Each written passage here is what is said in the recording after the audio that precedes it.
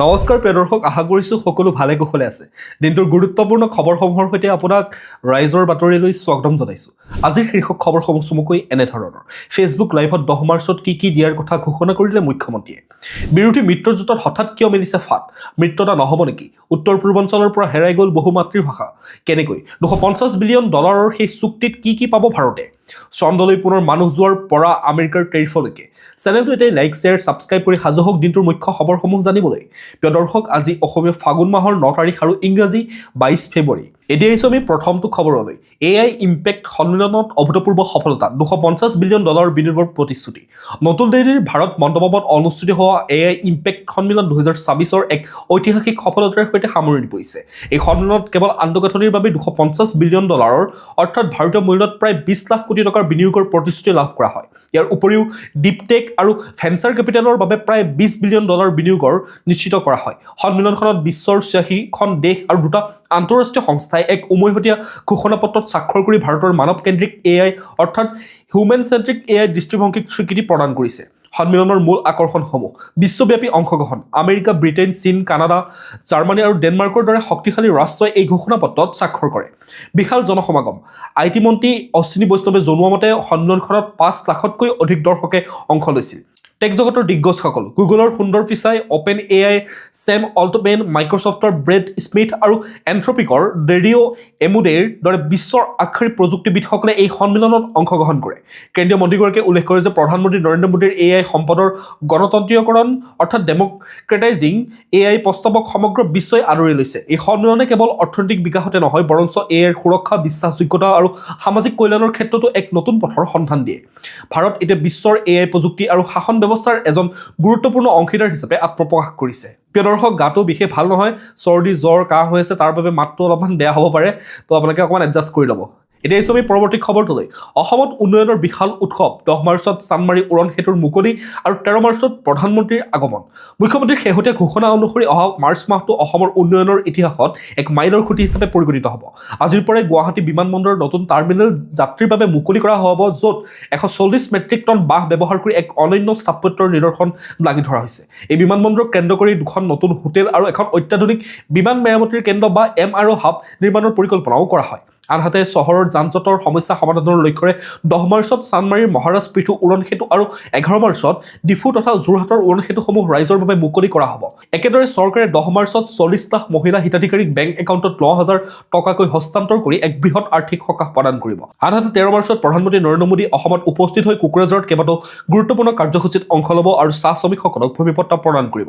ভ্ৰমণৰ দ্বিতীয় দিনা অৰ্থাৎ 14 মাৰ্চত প্ৰধানমন্ত্ৰীয়ে শিলচৰত মুম্বাই পুনে আৰ্হিৰ শিলচৰ গুৱাহাটী এক্সপ্ৰেছ হাইৱে আৰু শিলচৰ চহৰৰ উৰণ সেতুৰ আধাৰশিলা স্থাপন কৰি বৰাক ব্ৰহ্মপুত্ৰৰ যোগাযোগ ব্যৱস্থাত এক নতুন মাত্ৰা প্ৰদান কৰিব। এতিয়া আহিছোঁ আমি পৰৱৰ্তী খবৰটোলৈ। ৰাজীৱ ভৱনৰ সন্মুখত বিজেপি অগপৰ উত্তাল প্ৰতিবাদ, ৰাহুল গান্ধীৰ বিৰুদ্ধে তীব্ৰ হুংকাৰ। শেহতীয়াকৈ দিল্লীৰ ভাৰত মণ্ডপত অনুষ্ঠিত হোৱা AI আন্তঃৰাষ্ট্ৰীয় সন্মিলনত যুৱ কংগ্ৰেছৰ কৰ্মীসকলে চলোৱা হুলস্থুলীয়া পৰিৱেশৰ প্ৰতিবাদত আজি ৰাজ্যৰ ৰাজনীতি উত্তপ্ত হৈ পৰে। এই কাৰ্যৰ বিৰোধিতা কৰি গুৱাহাটীৰ ৰাজীৱ ভৱনৰ সন্মুখত বিজেপিৰ যুৱ মৰ্চা আৰু অগপৰ যুৱ পৰিষদে এক বিশাল প্ৰতিবাদী কাৰ্যসূচী ৰূপায়ণ কৰে। হাতে হাতে দলীয় পতাকা আৰু প্লে কাৰ্ড লৈ শাসকীয় মিত্ৰজোঁটৰ হাজাৰ হাজাৰ কৰ্মীয়ে GS ৰোডত সমদল উলিয়াই পৰিৱেশ উত্তাল কৰি তোলা দেখা যায়। প্ৰতিবাদকাৰীসকলে ৰাহুল গান্ধী মুৰ্দাবাদ, কংগ্ৰেছ হাই হাই ধ্বনিৰে আকাশ পতাশ মুখৰিত কৰি তোলে। উল্লেখযোগ্য যে দিল্লীত অনুষ্ঠিত গুৰুত্বপূৰ্ণ সন্মিলনখনত একাংশ যুৱ কংগ্ৰেছে প্ৰধানমন্ত্ৰী মোদীৰ বিৰুদ্ধে শ্লোগান দি এক অস্বস্তিকৰ পৰিৱেশৰ সৃষ্টি কৰিছিল। বিজেপিৰ অভিযোগ অনুসৰি ৰাহুল গান্ধীৰ নিৰ্দেশতে আন্তঃৰাষ্ট্ৰীয় পৰ্যায়ত দেশৰ ভাৱমূৰ্তি ক্ষুণ্ণ কৰিবলৈ কংগ্ৰেছে এনে আচৰণ কৰিছে। ৰাজীৱ ভৱনৰ সন্মুখত আৰক্ষীয়ে বেৰিকেড দি প্ৰতিবাদকাৰীক বাধা দিয়া কেন্দ্ৰ কৰি এক উত্তেজনা পৰিৱেশৰ সৃষ্টি হয়। এতিয়া এই ছবি পৰৱৰ্তী খবৰটোলৈ। ডিজিটেল যুদ্ধক্ষেত্ৰত গণতন্ত্ৰ, নিৰ্বাচন, ভুৱা তথ্য আৰু সচেতন ভোটাৰৰ প্ৰত্যাহ্বান। বৰ্তমান নিৰ্বাচনী যুঁজ কেৱল সভা সমিতি বা ভাষণৰ মাজতে আবদ্ধ হৈ থকা নাই, ই মোবাইলৰ স্ক্ৰীণলৈ ৰূপান্তৰিত হৈ এক জটিল মনোবৈজ্ঞানিক যুদ্ধৰ ৰূপ লৈছে। ফেচবুক, হোৱাটছএপ, ইউটিউবৰ দৰে প্লেটফৰ্মসমূহে এতিয়া ৰাজনৈতিক দলসমূহৰ প্ৰধান যুদ্ধক্ষেত্ৰ হৈ পৰিছে, য'ত তথ্যতকৈ মানুহৰ খং, ভয় আৰু আৱেগক অধিক গুৰুত্ব দিয়া হয়। বিশেষকৈ অসমৰ দৰে বহুত্ববাদী সমাজত নিৰ্বাচনৰ সময়ত হোৱাটছএপ ইউনিভাৰ্চিটিৰ জৰিয়তে বিয়পি পৰা ভুৱা তথ্য আৰু আধা সত্যই সামাজিক পৰিৱেশ বিষাক্ত কৰি তুলিব পাৰে। আধুনিক প্ৰযুক্তিৰ কৃত্ৰিম বুদ্ধিমত্তা বা AI ব্যৱহাৰ কৰি নিৰ্মাণ কৰা ভিডিঅ' আৰু কণ্ঠস্বৰেৰে সঁচা মিছাৰ পাৰ্থক্য নোহোৱা কৰি পেলাইছে, যাৰ ফলত শিক্ষিত লোকেও বিভ্ৰান্ত হোৱা দেখা গৈছে। ছ'চিয়েল মিডিয়াৰ এলগৰিদমে যুক্তিপূৰ্ণ লেখাতকৈ উত্তেজনাপূৰ্ণ পোষ্টকহে অধিক প্ৰসাৰিত কৰে, যিয়ে গণতন্ত্ৰৰ মূল আত্মসচেতন সিদ্ধান্ত গ্ৰহণত বাধাৰ সৃষ্টি কৰে। নিৰ্বাচন আয়োগৰ নিয়ম থাকিলেও ডিজিটেল জগতত ইয়াৰ প্ৰয়োগ সীমিত হৈ থকাৰ পৰিপ্ৰেক্ষিতত কেৱল আইন বা নিয়ন্ত্ৰণেৰে এই সমস্যা সমাধান কৰা সম্ভৱ নহয়। ইয়াৰ বাবে ভোটাৰৰ সচেতনতা আৰু মিডিয়া সাক্ষৰতাৰ একান্ত প্ৰয়োজন। বিদ্যালয়, মহাবিদ্যালয় আৰু সংবাদ মাধ্যমৰ সন্মিলিত প্ৰয়াসেৰে যদিহে আমি সঁচা মিছাৰ বিচাৰ কৰিবলৈ শিকিব পাৰোঁ, তেতিয়াহে অসমৰ সমাজ তথা গণতন্ত্ৰ সুৰক্ষিত হৈ থাকিব। এতিয়া আহিছোঁ আমি পৰৱৰ্তী খবৰটোলৈ। বৰপেটা ৰোডৰ ডকাইতি কাণ্ড, আৰক্ষী জালত বহিৰাজ্যৰ 4 দুৰ্ধৰ্ষ ডকাইত। বৰপেটা ৰোডৰ চেনকো অলংকাৰত সংঘটিত হোৱা প্ৰায় 15 কোটি টকাৰ চাঞ্চল্যকৰ সশস্ত্ৰ ডকাইতি কাণ্ডৰ তদন্তত আৰক্ষীয়ে লাভ কৰিছে এক বৃহৎ সফলতা। শুকুৰবাৰে দিন দুপৰতে সংঘটিত এই ডকাইতিৰ সৈতে জড়িত থকাৰ সন্দেহত আৰক্ষীয়ে ইতিমধ্যে অভিযান চলাই বহিৰাজ্যৰ 4জন যুৱকক আটক কৰিবলৈ সক্ষম হয়। বৰপেটা ৰোড আৰক্ষীয়ে কালি নিশাৰে পৰা গোৱালপাৰা জিলাত চলোৱা এক মাৰাথন অভিযানৰ অন্তত পুৱতি নিশা এই সফলতা লাভ কৰে। আটকাধীন অভিযুক্তসকল ক্ৰমে বিহাৰৰ ৰোহিত কুমাৰ আৰু প্ৰিয়াংশু কুমাৰ, পশ্চিমবংগৰ মুকেশ দাস আৰু তুষাৰ বিশ্বাস। প্ৰথম অৱস্থাত আৰক্ষীয়ে নামসমূহ গোপন ৰাখিছিল যদিও আবেলি আনুষ্ঠানিকভাৱে তেওঁলোকৰ পৰিচয় ৰাজহুৱা কৰে। জানিব পৰা মতে 5জনীয়া এই ডকাইতৰ দলটোৰ মাষ্টাৰ মাইণ্ডজন এতিয়াও পলাতক অৱস্থাত আছে। তেওঁক কৰায়ত্ব কৰিবলৈ আৰক্ষীয়ে বৰ্তমান তীব্ৰ অভিযান অব্যাহত ৰাখিছে। দিন দুপৰতে চহৰৰ মাজমজিয়াত সংঘটিত এই ঘটনাই সমগ্ৰ অঞ্চলটোতে তীব্ৰ আতংকৰ সৃষ্টি কৰিছিল। এতিয়া আমি পৰৱৰ্তী খবৰটোলৈ। সোণাপুৰত 10ম অসম আৰক্ষী বেটেলিয়নৰ আধাৰশিলা, বেদখলমুক্ত ভূমিত গঢ়ি উঠিব নিৰাপত্তা দুৰ্গ। আজি গুৱাহাটীৰ সমীপৱৰ্তী সোণাপুৰৰ কচুলুটিত কেন্দ্ৰীয় গৃহমন্ত্ৰী অমিত শ্বাহে 10ম অসম আৰক্ষী বেটেলিয়নৰ স্থায়ী চৌহদৰ আধাৰশিলা স্থাপন কৰে। প্ৰায় 270 কোটি টকা ব্যয় সাপেক্ষে এই প্ৰকল্পটোৱে অসম তথা সমগ্ৰ উত্তৰ পূৰ্বাঞ্চলৰ আভ্যন্তৰীণ নিৰাপত্তা ব্যৱস্থা অধিক শক্তিশালী কৰি তুলিব বুলি গৃহমন্ত্ৰীগৰাকীয়ে আশা প্ৰকাশ কৰে। গুৰুত্বপূৰ্ণ কথাটো হ'ল যে যি 174 বিঘা ভূমিত এই বেটেলিয়নটো গঢ়ি উঠিব, সেই ভূমি এসময়ত অবৈধ বেদখলকাৰীৰ কবলত আছিল। গৃহমন্ত্ৰী শ্বাহে উল্লেখ কৰে যে বেদখলমুক্ত ভূমিত নিৰাপত্তা বাহিনীৰ ছাউনি স্থাপন কৰাটো দেশৰ সুৰক্ষাৰ বাবে এক যুগাত্মক পদক্ষেপ। মুখ্যমন্ত্ৰী ডক্টৰ হিমন্ত বিশ্ব শৰ্মাই অনুষ্ঠানত ভাষণ দি কয় যে কচুতলি আৰু ডিব্ৰুগড়ৰ ৰাইজে দীৰ্ঘদিন ধৰি জনজাত বেদ আৰু ব্লকৰ পৰা বেদখলকাৰীক উচ্ছেদ কৰাৰ দাবী জনাই আহিছিল। চৰকাৰে ইতিমধ্যে এই অঞ্চলৰ 708 বিঘা ভূমি মুক্ত কৰিছে। ইয়াত 450জন পুৰুষ আৰু 450গৰাকী মহিলা জোৱানৰ বাবে আধুনিক বেৰেক, হাস্পতাল, প্ৰশিক্ষণ কেন্দ্ৰ নিৰ্মাণ কৰা হ'ব। মুখ্যমন্ত্ৰীয়ে স্পষ্ট কৰি দিয়ে যে ৰাজ্যজুৰি চলি থকা উচ্ছেদ অভিযান অব্যাহত থাকিব আৰু চৰকাৰী তথা জনজাতীয় ভূমি সুৰক্ষিত কৰিবলৈ চৰকাৰ সদায় দায়বদ্ধ।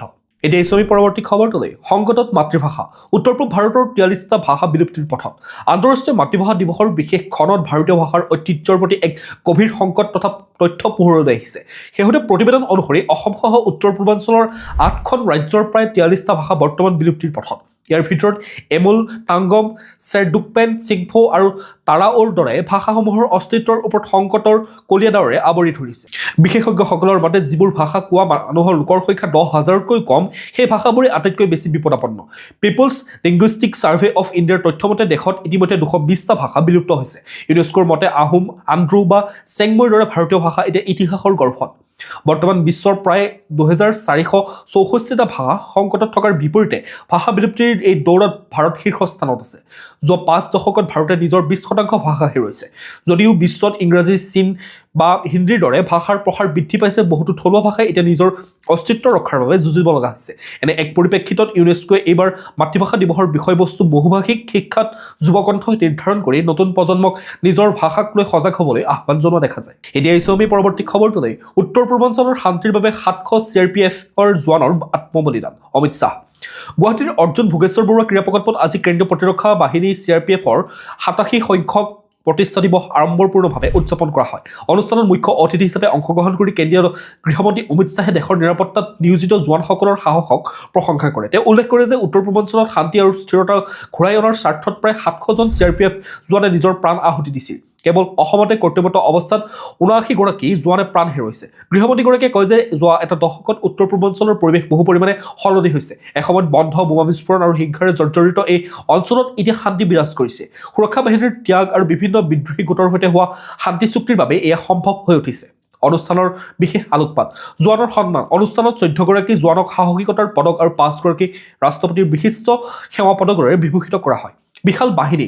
1939 চনত মাত্ৰ 2টা বেটেলিয়নেৰে আৰম্ভ কৰে CRPF বৰ্তমান 248টা বেটেলিয়ন আৰু 3.25 লাখ জোৱানৰ এক শক্তিশালী বাহিনীলৈ ৰূপান্তৰিত হৈছে। পেৰেড, RAF মহিলা বাহিনী আৰু কোব্ৰা সহ মুঠ 8টা দলে আজিৰ কুচকাৱাজত অংশ লয় গৃহমন্ত্ৰীগৰাকীয়ে 1959 চনৰ চীনৰ আক্ৰমণৰ বিৰুদ্ধে CRPF দেখুওৱা বীৰত্বৰ কথাও শ্ৰদ্ধাৰে সোঁৱৰণ কৰা দেখা যায় এতিয়া এই আমি পৰৱৰ্তী খবৰটোলৈ বিজেপি বিৰোধী মিত্ৰজোঁটত ফাট কংগ্ৰেছৰ সৈতে সম্পৰ্ক ছেদৰ দিশে ৰাইজৰ দল ৰাজ্যৰ বিধানসভা নিৰ্বাচনলৈ মাত্ৰ 1.5 মাহ বাকী থকা অৱস্থাত বিজেপি বিৰোধী মিত্ৰজোঁটৰ ভৱিষ্যতক লৈ এক ডাঙৰ প্ৰশ্ন চিহ্নৰ সৃষ্টি হৈছে বিশেষকৈ আসন ভাগ বতৰুৱাক লৈ কংগ্ৰেছৰ আকুৰগুচ মনোভাৱত ক্ষুব্ধ হৈ পৰিছে ৰাইজৰ দল শনিবাৰে মহানগৰীৰ মঠগড়িয়াস্থিত মুখ্য কাৰ্যালয়ত অনুষ্ঠিত এক গুৰুত্বপূৰ্ণ বৈঠকৰ অন্তত দলটোৰ সভাপতি অখিল গগৈয়ে কংগ্ৰেছক তীব্ৰ সমালোচনা কৰা দেখা যায় গগৈ মতে ৰাইজৰ দলে 15খন আসন দাবী কৰিছিল যদিও কংগ্ৰেছে মাত্ৰ 4খন আসনহে এৰি দিছে উজনি অসমৰ নিৰ্বাচিত আসনৰ ক্ষেত্ৰত কংগ্ৰেছে বাধা প্ৰদান কৰাটোৱে মিত্ৰজোঁটৰ বাবে বিপদ মাতি আনিব পাৰে বুলি তেওঁ সকীয়াই দিয়া দেখা যায়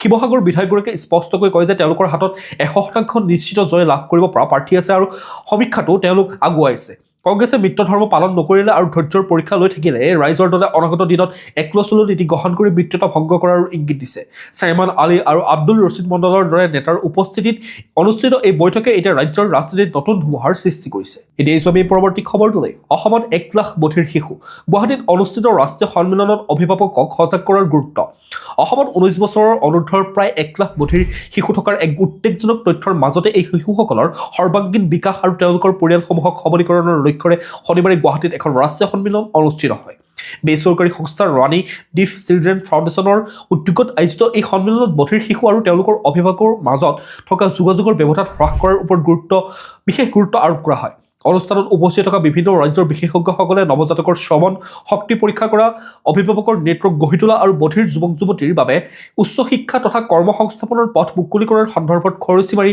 আলোচনা কৰে সংস্থাটোৰ কাৰ্যবাহী সঞ্চালিকা সুমেধা বিজয়লক্ষ্মী জুগলেকাৰে জানিবলৈ দিয়া মতে অসমত ইতিমধ্যে গুৱাহাটী চিকিৎসা মহাবিদ্যালয়ত নৱজাতকৰ স্ক্ৰিনিং ব্যৱস্থা কৰা হৈছে আৰু 10ম শ্ৰেণী উত্তীৰ্ণ হোৱা বধিৰ ছাত্ৰ ছাত্ৰীসকলৰ বাবে বিশেষ কৌশল বিকাশৰ প্ৰশিক্ষণ প্ৰদানৰ পৰিকল্পনাও কৰা হয় বধিৰ শিশুসকলক সমাজৰ বোজা হিচাপে গণ্য নকৰি তেওঁলোকক উপযুক্ত প্ৰশিক্ষণ আৰু মৰমেৰে মূলসুঁতিলৈ আনিবলৈ এই সন্মিলনৰ জৰিয়তে সকলোকে আহ্বান জনোৱা হয় এতিয়া এই পৰৱৰ্তী খবৰটোলৈ কাজিৰঙাত পৰ্যটকৰ অভিলেখ ইতিহাস ৰচিলে অসম পৰ্যটন খণ্ডই অসমৰ পৰ্যটন উদ্যোগলৈ কঢ়িয়াই আনিছে এক আশাৰ খবৰ বিশ্ববিখ্যাত কাজিৰঙা ৰাষ্ট্ৰীয় উদ্যানত চলিত বৰ্ষত পৰ্যটকৰ অভূতপূৰ্ব সমাগমে এক নতুন ইতিহাস ৰচনা কৰিছে উদ্যানখনৰ অপৰূপ প্ৰাকৃতিক সৌন্দৰ্য উপভোগ কৰিবলৈ দেশী বিদেশী পৰ্যটকৰ খুদ বোৱা পৰিলক্ষিত হয় মূল তথ্যসমূহ পৰ্যটকৰ সংখ্যা 2025-26 পৰ্যটন বৰ্ষত জীপ ছাফাৰীৰ জৰিয়তে প্ৰায় 3.50 লাখ দেশী বিদেশী পৰ্যটকে কাজিৰঙাৰ প্ৰাকৃতিক সৌন্দৰ্য উপভোগ কৰিছে ৰাষ্ট্ৰীয় স্বীকৃতি বিগত বৰ্ষত ভ্ৰমণ কৰিবলগীয়া 52খন পৰ্যটন ক্ষেত্ৰৰ ভিতৰত অসমৰ পৰ্যটন খণ্ডই চতুৰ্থ শীৰ্ষস্থান দখল কৰিবলৈ সক্ষম হয় পৰ্যটকৰ এই অভিলেখ সংখ্যক আগমনে অসমৰ অৰ্থনীতি আৰু পৰ্যটন ক্ষেত্ৰত এক উজ্জ্বল সম্ভাৱনাৰ সূচনা কৰিছে পৰ্যটকৰ এই বিপুল সঁহাৰিয়ে কেৱল কাজিৰঙাকে নহয় সমগ্ৰ অসমৰ পৰ্যটন মানচিত্ৰক বিশ্ব দৰবাৰত এক সুকীয়া মৰ্যাদা প্ৰদান কৰিছে প্ৰিয় দৰ্শক এতিয়া জানি লওক আজিৰ দিনটোৰ বতৰা ভাৰতীয় বতৰ বিজ্ঞান কেন্দ্ৰৰ তথ্য অনুসৰি 22 ফেব্ৰুৱাৰী 2026 দেওবাৰৰ দিনটোত অসমৰ আকাশ মূলতঃ পৰিষ্কাৰ আৰু বতৰ শুকান থাকিব বেলা বহাৰ লগে লগে আকাশ ফৰকাল হ'ব আৰু দিনৰ ভাগত উজ্জ্বল ৰ'দৰ বাবে বতৰ যথেষ্ট আৰামদায়ক হ'ব দিনটোৰ সম্ভাৱ্য সৰ্বোচ্চ তাপমাত্ৰা 32 ডিগ্ৰী চেলছিয়াছ হোৱাৰ সম্ভাৱনা আছে আৰু ৰাতিৰ সৰ্বনিম্ন তাপমাত্ৰা 18 ডিগ্ৰী চেলছিয়াছ হোৱাৰ সম্ভাৱনা আছে সূৰ্যোদয় হ'ব পুৱা 5:53 আৰু সূৰ্যাস্ত হ'ব 5:21 এতিয়া এই ৰাষ্ট্ৰীয় গুৰুত্বপূৰ্ণ খবৰসমূহৰ মাজলৈ ড্ৰোন ভাবুকিৰ মোকাবিলা ফ্ৰান্সৰ পৰা অত্যাধুনিক লেজাৰ অস্ত্ৰ ক্ৰয় কৰিব ভাৰতে বৰ্তমানৰ আধুনিক যুদ্ধক্ষেত্ৰত ড্ৰোনৰ বৃদ্ধি পোৱা ভাবুকিৰ প্ৰতি লক্ষ্য ৰাখি ভাৰতে এক গুৰুত্বপূৰ্ণ প্ৰতিৰক্ষা পদক্ষেপ গ্ৰহণ কৰিছে আকাশপথেৰে অহা ক্ষুদ্ৰ ড্ৰোনসমূহ ধ্বংস বা নিষ্ক্ৰিয় কৰাৰ লক্ষ্যৰে ভাৰতে ফ্ৰান্সৰ পৰা অত্যাধুনিক হেলমা পি লেজাৰ অস্ত্ৰ প্ৰণালী ক্ৰয় কৰাৰ সিদ্ধান্ত গ্ৰহণ কৰে